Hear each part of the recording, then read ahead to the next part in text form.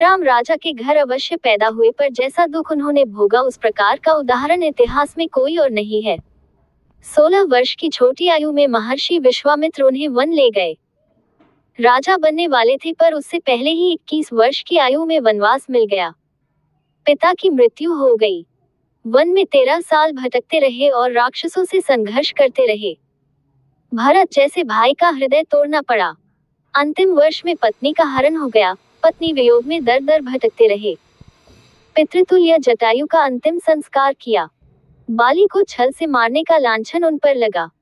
जैसे तैसे सेना इकट्ठी कर रावण से टकराए और उसका वध किया। युद्ध में भी अपने भाई को खोते खोते बचे। उनके समक्ष पत्नी को अग्नि परीक्षा देनी पड़ी। रावण के वध के कारण ब्रह्महत्या का पाप लगा। उस कारण पुनः परिवार सहित 14 वर्षों का तप किया। परम पवित्र पत्नी पर लांछन लगा। राजा बने, पर फिर गर्भवती पत्नी उनके सम्मान हेतु स्वेच्छा से वन चली गई। राजधर्म में बंधे होने के कारण वे उन्हें रोक भी ना सके। उनके विरह में श्रीराम ने सभी भोगों का त्याग कर दिया और जीवन भर महल में भी सन्यासी के रूप में रहे। अर्थात राजा बनने के बाद भी उन्हें कोई भौतिक सुख नहीं मिला। पूरे जगत में पत्नी को त्याग देने का लांछन झेलना पड़ा। पुत्र पैदा हुए तो उनका मुख भी ना देख सके। जब पुत्र मिले तो पत्नी छोड़कर चली गई। अश्वमेध यज्ञ किया तो अपने आराध्य भगवान शंकर से ही युद्ध करना पड़ा। शत्रुघ्न को स्वयं से दूर मथुरा भेजना पड़ा। लक्ष्मण जैसे प्राणों से अधिक प्रिय भाई को त्यागना पड़ा। जब निर्वाण लिया तो नितांत अकेले थे। इससे अधिक दारुण जीवन और क्या हो सकता है। वे ईश्वर थे, इसीलिए इतना सब झेल लिया, अन्यथा आम मनुष्यों की बात ही क्या। अब श्री कृष्ण का जीवन देखिए। जन्म ही कारागार में लिया, वो भी मृत्यु सर पर थी। 6 भाइयों की हत्या हो गई। माता पिता और नाना कारागार में डाले गए। राजकुमार होकर भी एक यादव के घर गांव में पलना पड़ा। बचपन में अशिक्षित रहे। बड़े होने तक कंस के राक्षसों से लड़ते रहे। वर्षों तक अपने जन्म देने वाले माता पिता का मुख भी ना देख सके। 16 वर्ष की आयु में स्वयं अपने मामा का वध करना पड़ा। जब सभी अपनी शिक्षा समाप्त कर चुके होते हैं, उस आयु में जाकर उन्हें गुरु मिला। मथुरा में जब तक रहे जरासंध से युद्ध करते रहे। इससे चिढ़कर पूरे परिवार के साथ पलायन कर द्वारिका में बसना पड़ा। कभी राजा नहीं बन पाए। पूरे जीवन धर्म के लिए संघर्ष करते रहे।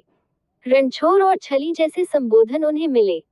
नरकासुर से स्वतंत्र कराई गई 16,000 कन्याओं के कल्याण हेतु उनसे विवाह करना पड़ा। उसके लिए भी बिना सत्य जाने उन्हें लांछन ही मिला कि इतनी पत्नियां क्यों। जिससे प्रेम करते थे राधा, उससे विवाह नहीं कर पाए। जिस माँ यशोदा ने पाला, गोकुल से जाने के पश्चात कभी उनका मुख नहीं देख पाए। अपने भाई शिशुपाल का वध करना पड़ा। शाल से युद्ध करना पड़ा। पतियों के होते हुए भी द्रौपदी की लाज उन्हें ही बचानी पड़ी। महाभारत जैसी विभीषिका को संचालित करना पड़ा। युद्ध के लिए बलराम से विरोध हुआ। अपने संबंधियों द्वारा अपने ही संबंधियों का नाश कराना पड़ा। महाभारत करवाने का सारा ठीकरा उनके सर ही फूटा। छल करने का आरोप लगा। गांधारी का श्राप मिला। स्वयं अपने ही यादव कुल का विरोध झेला। चोरी तक करने का झूठा आरोप उन्हें झेलना पड़ा। पौत्र अपहृत हुआ तो बाणासुर से युद्ध करना पड़ा और उसी युद्ध में अपने ही आराध्य भगवान शंकर से युद्ध करना पड़ा। राधा और द्रौपदी से पवित्र संबंधों के लिए भी उन्हें उलाहना प्राप्त हुई। एकलव्य का भी वध अपने हाथों करना पड़ा। अपना ही पुत्र सांब विरोधी हो गया। अंत में स्वयं अपने हाथ से संपूर्ण यादव कुल का नाश करना पड़ा। एक बहेलिये के हाथों नितांत एकांत में मृत्यु मिली। मृत्यु के बाद भी द्वारिका को लूट लिया गया और स्त्रियों का अपहरण कर लिया गया। द्वारिका समुद्र में डूब गई। इससे बुरा और कुछ हो सकता है।